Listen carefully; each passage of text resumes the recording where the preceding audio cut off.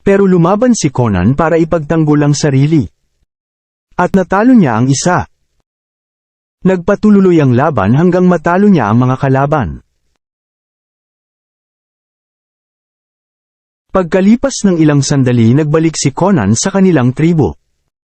Dala ang ulo ng kalaban at ang itlog para sa pagsubok, at dahil isa ng mandirigma si Conan, dinala siya ni Coran sa kanyang pandayan. At tinuruan siyang gumawa ng espada. Pagkatapos ay ibinunyag ni Coran ang lihim na paggawa ng pamilya. Para makagawa ng magandang espada si Conan. Nag-umpisa ng mag-ensayo si Conan. Mainitin ang ulo niya kaya madali siyang natatalo ng ama.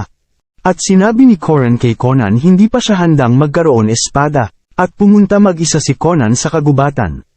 Nakakita siya ng grupong nakamaskara, na may simbolo ng dalawang ulong ahas